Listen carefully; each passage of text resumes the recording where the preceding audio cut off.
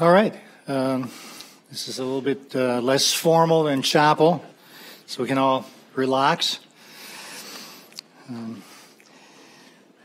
So this is now lecture 2 on the Cana cycle, part 1, where I'll be talking about the Cana wedding and the temple clearing in chapter 2 of John's Gospel. In my first lecture in chapel, I've tried to make a case for the apostolic authorship of John's Gospel. That is, the proposal that the author of the fourth Gospel was none other than the Apostle John. What an earth-shattering proposal. I've tried to support this primarily from internal evidence in the Gospel itself and showed that the external evidence also supports this notion. If I'm right, and almost 1,800 years of church history would agree, not to mention the claims embedded in the gospel itself, the author was a man who knew Jesus extremely well, probably better than anyone else ever knew him. That's really incredible. We shouldn't lose sight of that in the hubbub of the scholarly squabble about Johannine authorship. During Jesus' earthly ministry, John would have been about 30 years old. Tradition has it that he was the youngest disciple, or one of the youngest anyway. In fact, he's often depicted in paintings with effeminate features, as was common in certain artistic periods related to youths. As some of you might recall, this was cleverly used by Dan Brown, the author of the Da Vinci Code. Remember the Da Vinci Code, to suggest that the person on Jesus' side at the Last Supper was in fact not the Apostle John, but a woman, Mary Magdalene, who allegedly was Jesus' wife. Now there's a bombshell. Later, Karen King of Harvard University claimed to have identified what she called the gospel of Jesus' wife. Not sensationalistic at all. However, not too long ago, she was forced to admit that this document was forged and inauthentic.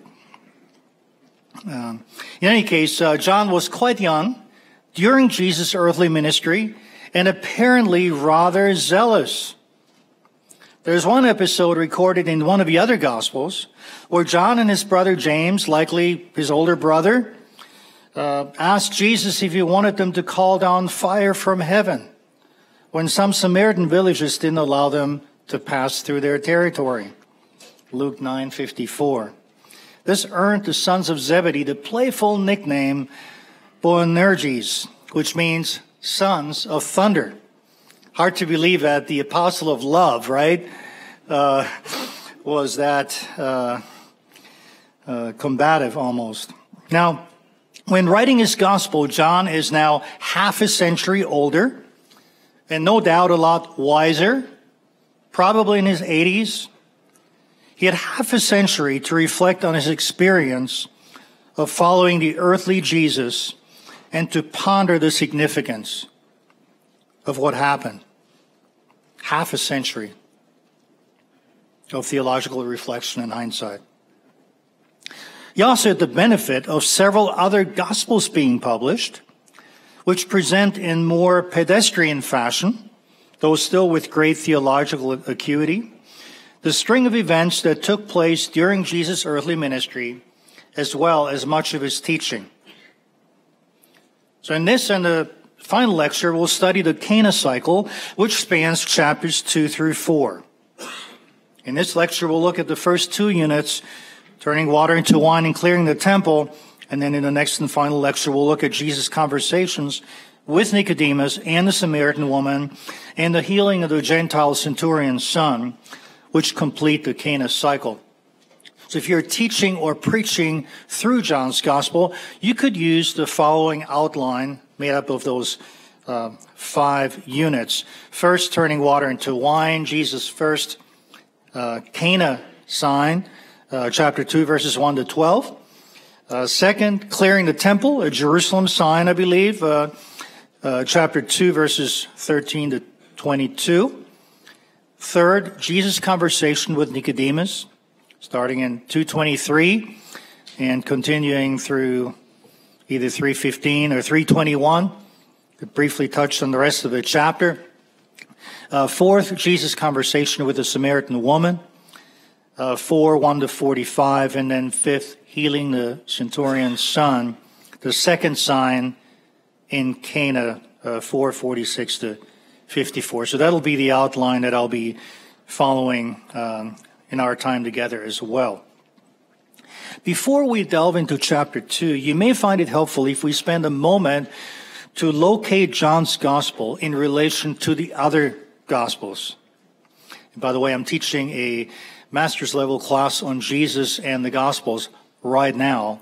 And even though I love John's gospel, I also greatly appreciate the other three. As you look at these 5 units, you'll quickly realize just how unique John's gospel really is.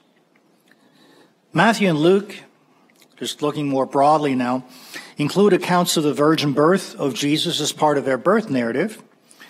Both feature the Sermon on the Mount, or plain as it were, including the Lord's Prayer.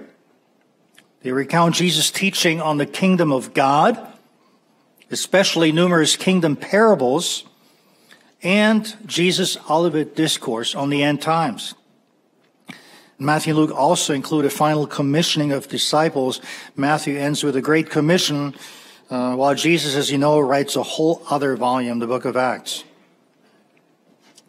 Amazingly, John doesn't include any of these things. No virgin birth, no Sermon on the Mount, no Lord's Prayer, no teaching on God's kingdom, with one very minor exception, no parables, no demon exorcisms, and no end-time discourse. Instead, John features 7 signs of Jesus, as well as 7 witnesses to Jesus, and 7 I am sayings. Well, I could almost get the idea he likes the number 7. He also features Jesus, as we've seen, as the pre-existent Word become flesh, includes the upper room or farewell discourse, which is entirely unique to John. He has Jesus' final, or sometimes called high priestly prayer. And he discovers many ironies and misunderstandings during the course of Jesus' ministry, which I believe is the functional substitute for the parables. Finally, he presents the entire story of Jesus as a grand cosmic battle against the powers of darkness, in particular Satan, the ruler of this world. He also says, as I briefly touched on in chapel, that Jesus' glory can be seen not only at the transfiguration, but throughout his ministry, and says that those who believe in him have already passed from death to life, his famous realized eschatology. So while John omits an awful lot that the synoptics cover, he also adds a great deal of new material. I think about 92% is unique. Not to mention beloved characters, some of which we'll be talking about in just a minute, such as Nicodemus, the Samaritan woman, the man born blind, or Lazarus. Scholars debate whether John knew about the 3 earlier New Testament Gospels, and if so, if he'd read all or at least 1 or 2 of them, primarily because his Gospel shows so little overlap with them, as I mentioned. In fact, the critical scholarly consensus today is that John wrote independently of the other Gospels. You might call it a radical independence view. A reaction against the traditional understanding that John did know the synoptic accounts but chose to write his own gospel, perhaps to supplement or replace them. In an article published a few years ago, however, I've argued that a radical independence view is highly implausible. As we can see from Acts and the New Testament epistles, the early Christian movement was a close-knit network, a holy internet, as one writer has called it. I like that, a holy internet. I find it almost unimaginable that someone of the stature of the Apostle John would have been unaware of the existence of several earlier Gospels, and that if he was aware, he would not have wanted to read them before writing his own Gospel. So then, some of you may ask, if John knew the other Gospels, then why did he make so little use of them? That's a fair question. My answer, in short, is theological transposition. Theological transposition. By that I mean that John was not content merely to restate what the earlier Gospels had already competently and accurately set forth. Rather, he assumed much of the content of the earlier Gospels and transposed various theological motifs theologically to bring out the underlying significance of particular aspects of Jesus' person or work. Just like in music, you may transpose a tune into a different key, and it sounds just a little bit different. Still beautiful.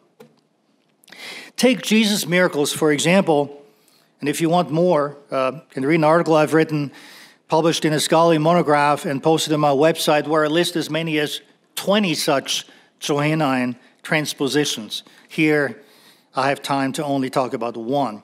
And this will be a very pertinent example, since, as we'll see, the Cana cycle features as many as 2 or 3 of the 7 signs included in John's Gospel. So looking at John's signs globally now will help us save a lot of time later when we study chapters 2 and 4.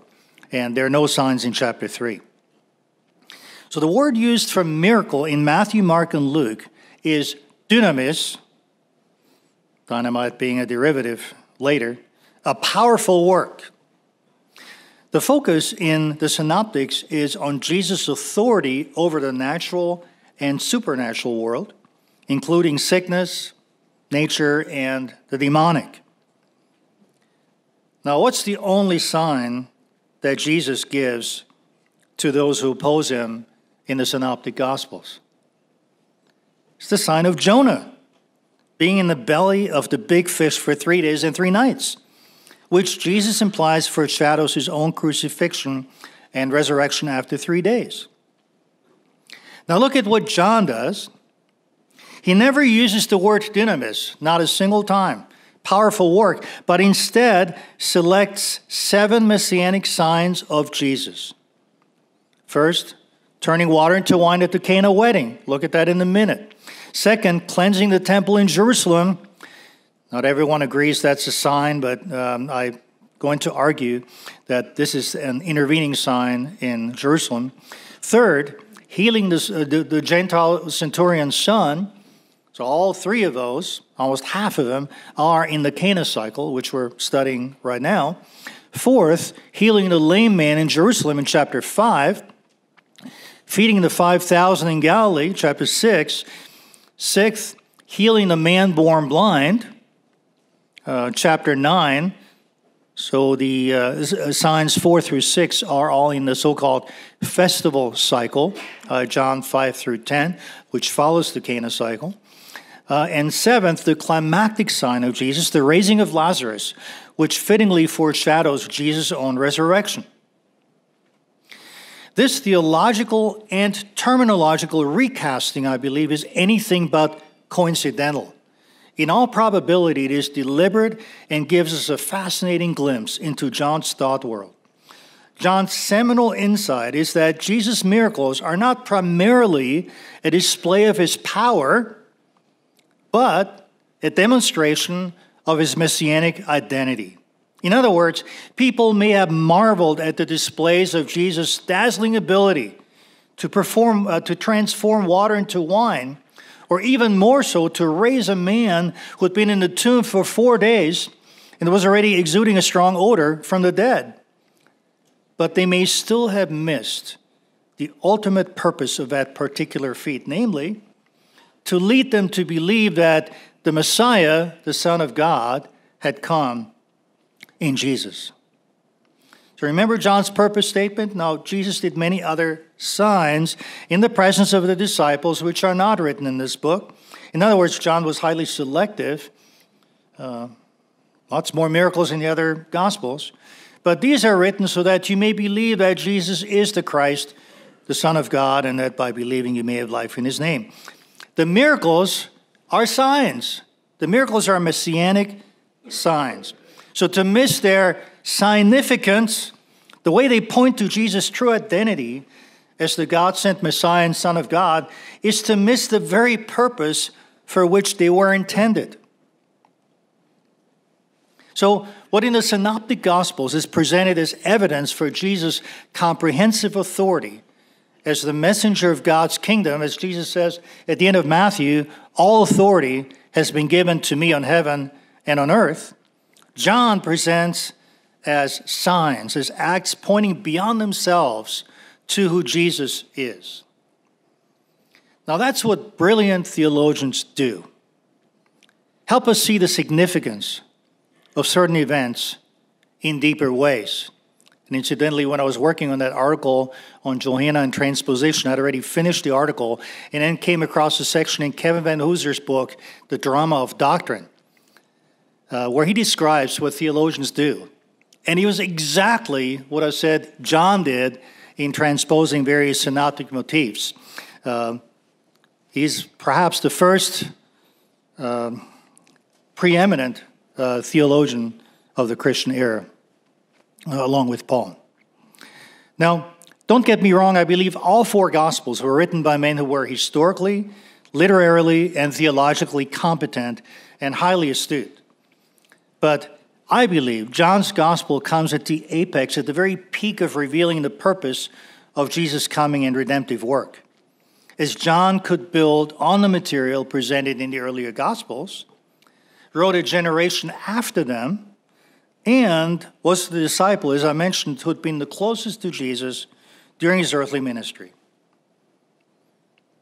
So if you'd been looking for anyone to write the fourth final gospel to be included in the New Testament, there would have been no one better than the Apostle John. In fact, despite his characteristic authorial modesty, which is on display both in the humble title, The Disciple Whom Jesus Loved, and in the concluding phrase, I suppose, this is exactly the claim John himself stakes in the gospel. Take a look with me at a startling verbal similarity that makes an astonishing assertion regarding his closeness to Jesus. We've seen earlier that John says about Jesus in his prologue that, quote, no one has ever seen God. The only God who is at the Father's side, he has made him known. John 1:18. Now, structurally, John's gospel neatly and symmetrically, as you know, breaks down into two roughly equal halves, often called the Book of Signs, chapters 1 to 12, and all 7 signs are found there, and the Book of Glory, or Book of Exaltation, chapters 13 to 20, framed by a prologue, we talked about this morning, and an epilogue, chapter 21. Incidentally, Book of Glory is the more established term, but I don't like it because it wrongly implies that we see Jesus' glory only in chapters 13 to 20, which is not true. So I've taken the liberty to retitle that section and call it the Book of Exaltation, because it presupposes Jesus' exaltation with God the Father and the early Christian mission superintended by the exalted Jesus. So chapter 13 kicks off the second half of the gospel. You even have a separate introduction or preamble to that second half, John 13, 1 to 3. It's kind of similar to a play or a football game after intermission or halftime. The stage is set for the Last Supper. Jesus washes the disciples' feet and then reclines at supper with his closest followers. At this, John tells us that, quote, one of his disciples, whom Jesus loved, was reclining at table at Jesus' side. At Jesus' side. John 13:23. And the Greek expression used for a Jesus' side is an almost exact verbal parallel to the description of Jesus being at the Father's side in the prologue. Is that a coincidence? I don't think so, especially since at the end of the gospel, John writes, Peter turned and saw the disciple whom Jesus loved following them, the one who had also leaned back against his chest or side during the supper. And it said, Lord, who is it that is going to betray you? So John is deliberately casting the disciple whom Jesus loved himself in a position parallel to none other than Jesus. Specifically, he's implying that the way in which Jesus was closely and intimately related to God the Father resembles the way in which he, John, was closely and intimately related to Jesus. This closeness to God the Father in turn put Jesus in an ideal position to explain God and to give a full account of him. Just as John's proximity to Jesus put him in an ideal position to explain Jesus and to give a full account of him. That's an astonishing claim. Add to this the fact that, as I mentioned in my first lecture, John is regularly featured alongside the Apostle Peter in the second half of the Gospel. Peter, of course, is presented in the Synoptic Gospels as the one to whom Jesus gives the key to the kingdom of heaven, and who was the preeminent spokesman of the 12. But in John's Gospel, John shows his own preeminence when it comes to his spiritual insight and closeness to Jesus. So he's humble but confident, if you will. At the Last Supper, Peter asked the disciple whom Jesus loved, who's at Jesus' side, to inquire about the identity of the betrayer, 13:23-24. So Peter is second to the beloved disciple because he has to find out from him who the betrayer was going to be. Then at the high priest's courtyard, it's again Peter who asks the other disciple to help him gain access to the courtyard. And that disciple is able to do so because he was known to the high priest's family, 18:15-16. Then later on the resurrection day, when Peter and the disciple whom Jesus loved run to the empty tomb, as I mentioned this morning, John outruns Peter, though he respectfully waits for him and lets him peer into the tomb first. And then in chapter 21, again, it is the disciple whom Jesus loved who first recognizes the risen Jesus, at which Peter jumps into the lake to swim toward Jesus. Lastly, the parallel characterization of Peter and John comes to a climax in the final scene where Jesus recommissions Peter 3 times after Peter had denied him 3 times. And when Jesus tells Peter that he will die a martyr's death, Peter asks Jesus, but what about him? What about John? In response, Jesus puts Peter in his place, if you will, and tells him in so many words to mind his own business. Though note that, interestingly, similar to the parallel characterization of John in relation to Jesus, the author also features Peter in terms parallel to Jesus. Just like Jesus, Peter would die a martyr's death and glorify God by giving his life for his faith. So John 21:19 mirrors and echoes John 12:33. So you see, in each of the 5 scenes in which John and Peter are featured together, it is John, the beloved disciple, who possesses unique spiritual insight or access to Jesus, and becomes the gateway to such insight and access for others, even for Peter, who in the Synoptics is cast as the preeminent apostle. This reinforces the parallelism between the evangelist's characterization of Jesus in relation to the Father on the one hand, and of John in relation to Jesus on the other. The bottom line is this: no one was closer to Jesus during his earthly ministry than John. For this reason, no gospel presents Jesus' person and work in a more perceptive and spiritually penetrating manner than does the 4th gospel. I believe this is what Clement of Alexandria meant when he wrote that John, last of all, composed a spiritual gospel. Not that the other gospels are unspiritual, but that John is particularly astute theologically and brings out the deeper significance of many of Jesus' actions and words. All right, I think I've made my point rather emphatically that it does indeed matter who wrote John's gospel. John had known Jesus like no other. He loved Jesus more than anything, and he wanted to share that love and spiritual insight with others who had not had the privilege of knowing Jesus personally during his earthly ministry. And again, I was just marveling this morning, thinking the close bond that I sense with somebody who lived 2 millennia ago, just because of the witness that he bore to Jesus. At the time of writing, as I mentioned, he was a man in his 80s who'd seen many of his fellow apostles and other Christians die a martyr's death in witnessing to their Christian faith. He'd seen the Roman Empire persecute Christians, herd them into the Colosseum, and feed them to the lions as in a circus. But he'd also seen the success of the early Christian mission. Christianity, belief in Jesus as Messiah, had spread from Jerusalem and Judea to Samaria and the ends of the earth. He may even have seen incipient forms of the heresy of Gnosticism, which diminished the humanity or deity of Jesus, or both. Perhaps this is why he insisted that Jesus was the eternal, pre-existent Word become flesh.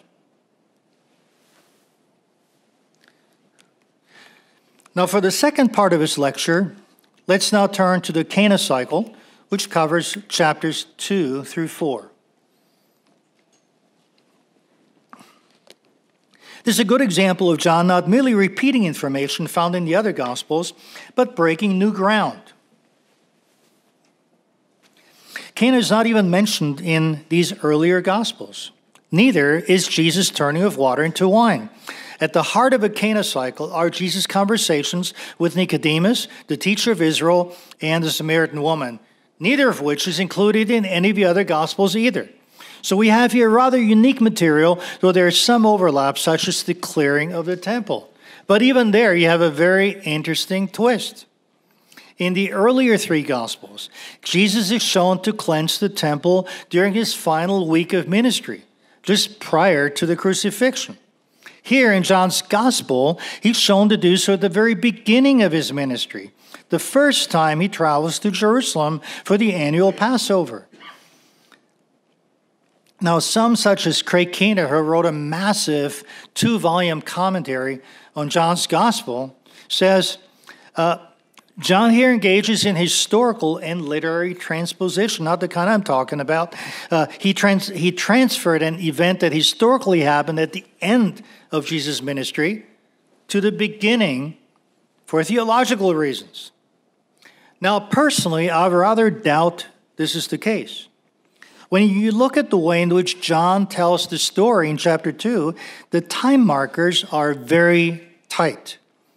In chapter 2, verse 12, he says, after this, Jesus went down to Capernaum with his mother and his brothers and his disciples, and they stayed there for a few days. The Greek literally says, not many days. And then in verse 13, he says, the Passover of the Jews was at hand, and Jesus went up to Jerusalem. So John gives every indication that he tells the story chronologically. I believe history and theology go together. You can't easily elevate theology and sacrifice history in order to be more theological. Good theology respects history rather than changing or overwriting it. For this and other reasons, I believe it's more likely that John knew of an earlier temple cleansing by Jesus in addition to the one recorded in the earlier Gospels, and that he chose to include the former rather than the latter. Now, why would he do that?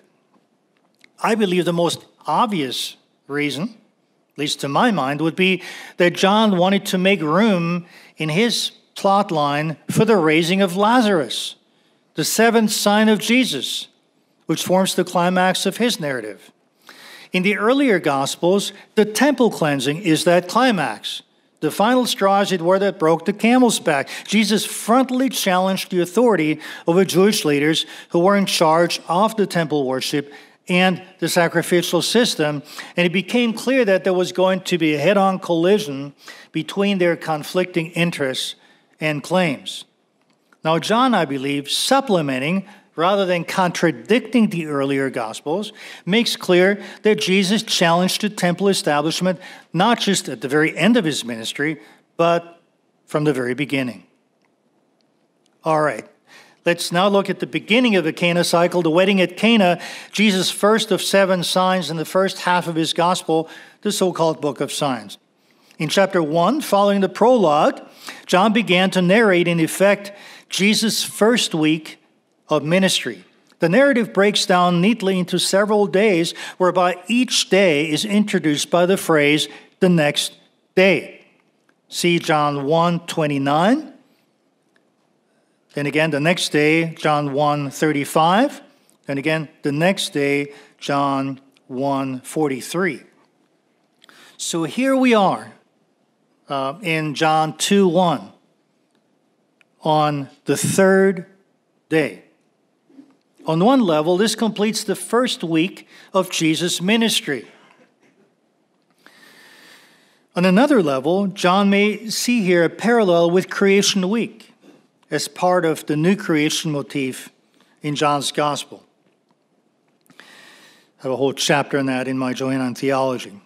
Also, John may be hinting at Jesus' resurrection, which happened to take place on the third day. He mentions that in John 2, verses 19 and 20, the few verses down. Then, John mentions a wedding that took place at Cana in Galilee. The corresponding bookend to this is 446 on the back end of the Cana cycle, which says, "So he came again to Cana in Galilee, where he had made the water wine." Fourth Evangelist does such a great job in helping us as readers understand where we are in the narrative. So notice John himself draws the reader's attention to the fact that Jesus had come full circle, as it were, and that he has returned to where he started his ministry, the little Galilean village of Cana.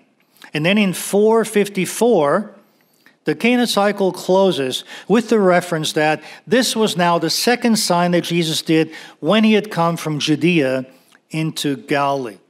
Many take this to mean that there are no intervening signs between the turning of water into wine in chapter 2 and the healing of a centurion's son in chapter 4, but I believe that 454 refers only to signs in Cana, and then in John 2:23 and John 3:2, you'll find additional references to Jesus' signs performed in Jerusalem.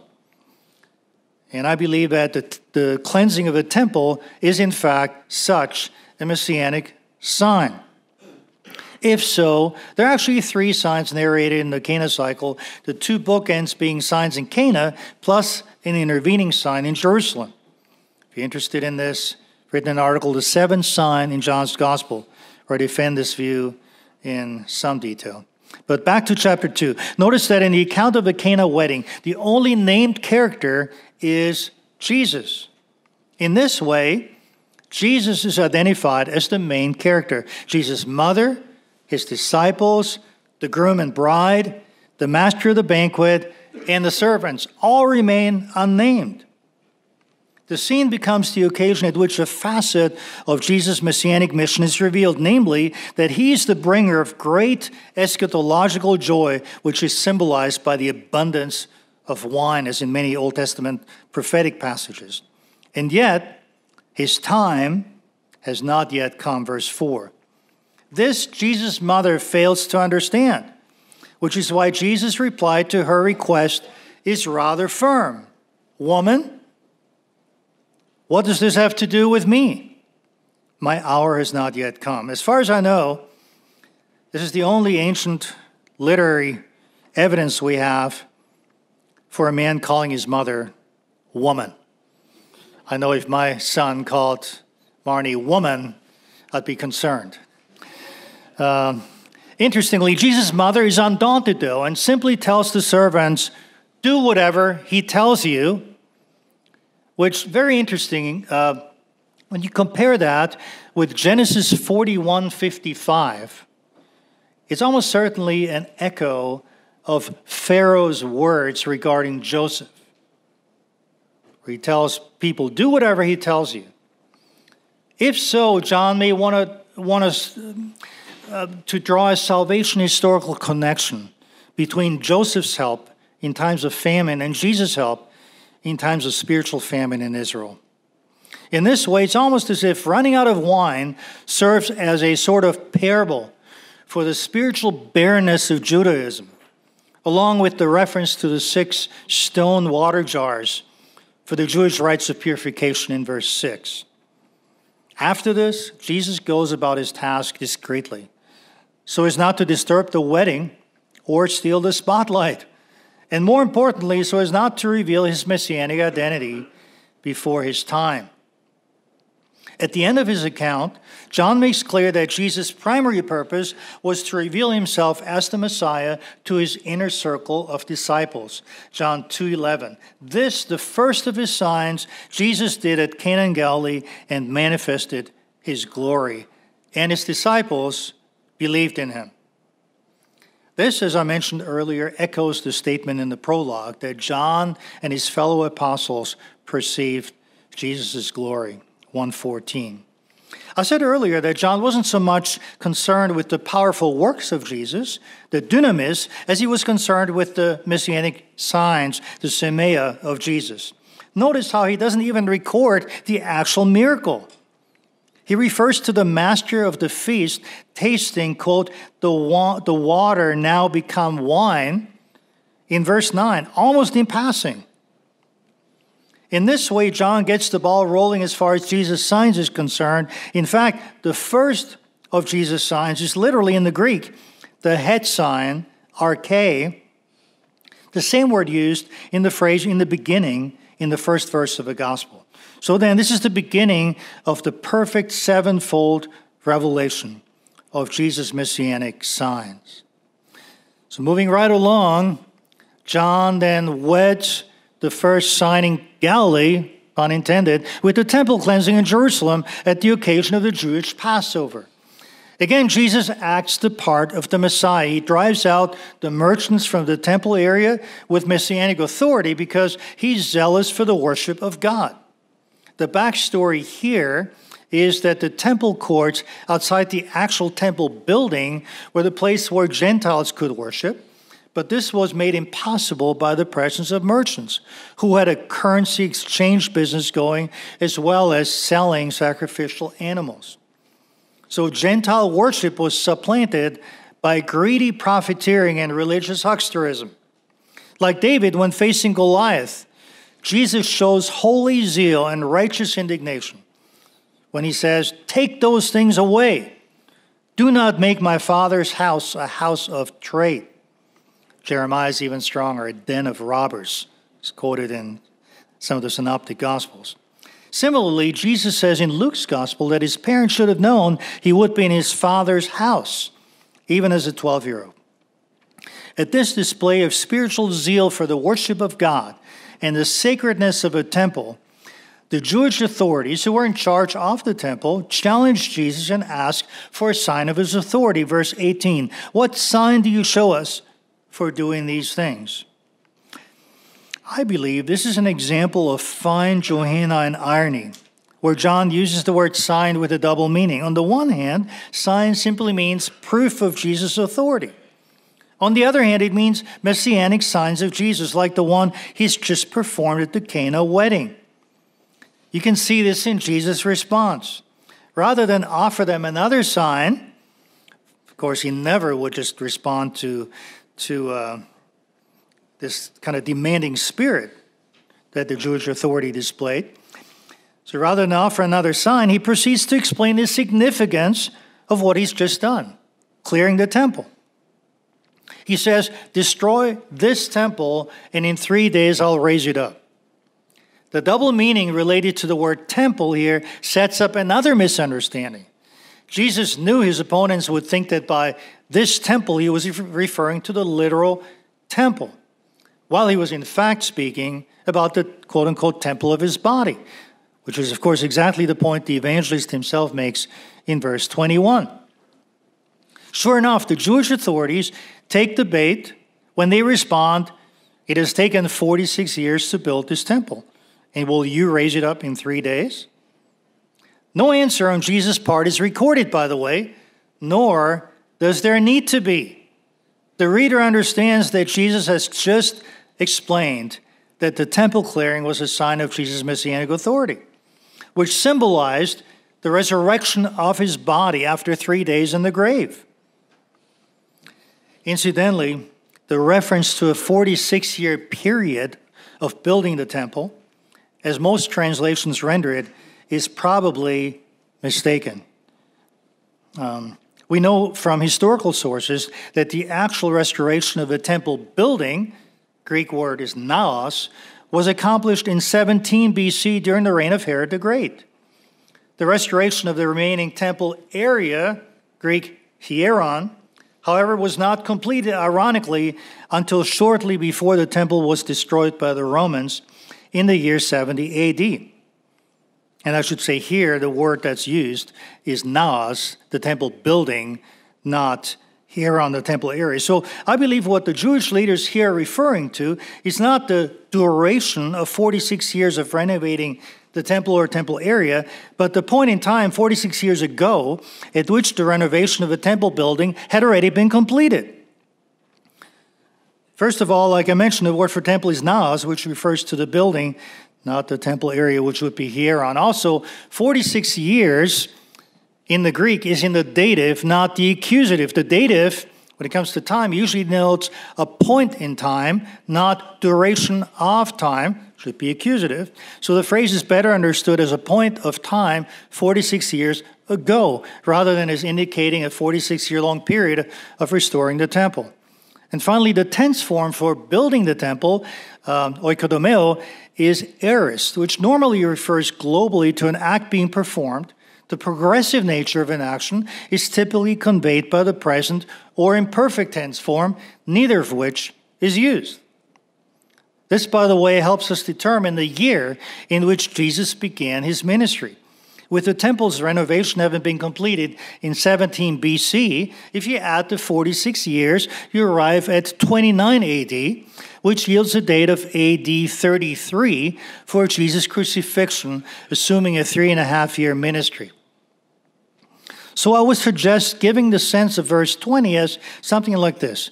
The renovation of the temple building was completed 46 years ago, and you will raise it up in 3 days.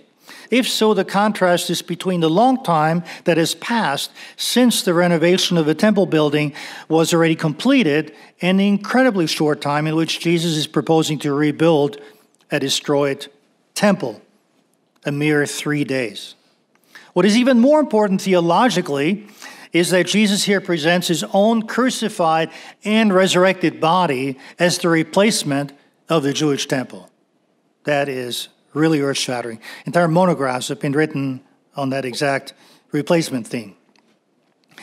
It's especially significant in light of the fact that when John writes his gospel, almost certainly after the destruction of the physical temple in the year 70 AD, he knows that the temple had already been destroyed.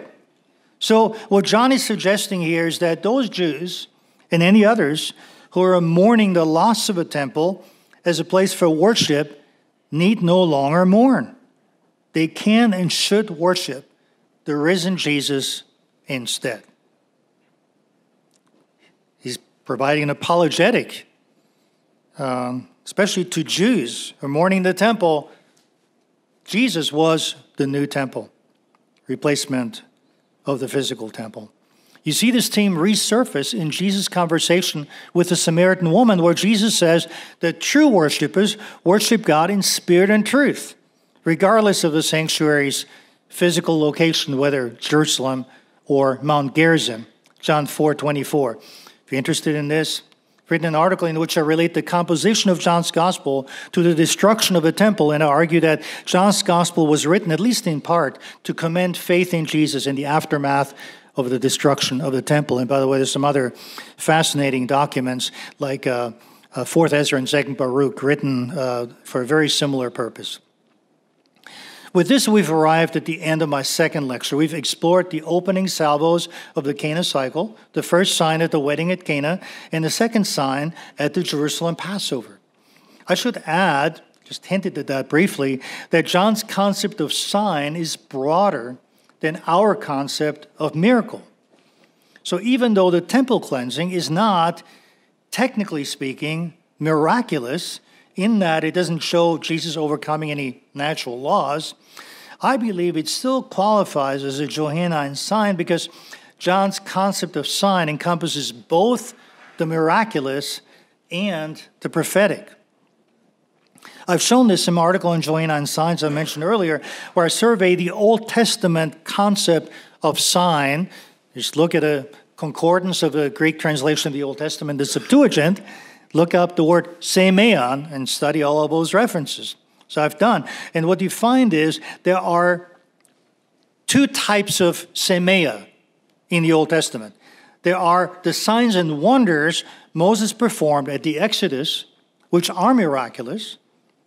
And then, second, the term semeion is applied in the Old Testament to prophetic symbolism, such as when the prophet Isaiah walks around stripped down to his undergarments for 3 years to signify the upcoming Babylonian exile. It's called a sign because he prophetically signified and predicted, visualized that just like he was stripped down to his undergarments, Israel would be stripped down spiritually when they would be taken to exile in Babylon. Isaiah chapter 20, verse 3. Now, while there's nothing intrinsically miraculous about the sight of a near-naked prophet, the Septuagint, as I mentioned, still calls this a semeion because Isaiah's act prophetically visualizes God's future judgment on his people. Now, I believe this is exactly the sense in which John here uses the word semeion, sign, with regard to Jesus' cleansing of the temple. Jesus acts here prophetically, and he provides a visual demonstration by overthrowing the tables of the money changers and driving out the merchants of the coming judgment of God on the people of Israel. The physical temple would be destroyed because God condemned Israel's corrupt worship. Instead, people must repent and believe in Jesus, the temple's replacement, who would rise from the dead after 3 days in order to receive eternal life. So that concludes Lecture 2 on Part 1 of the Cana cycle on John chapter 2, the wedding at Cana and the temple clearing. And so we'll have our break now. Nathan has some more instructions, and then we'll continue with the final lecture.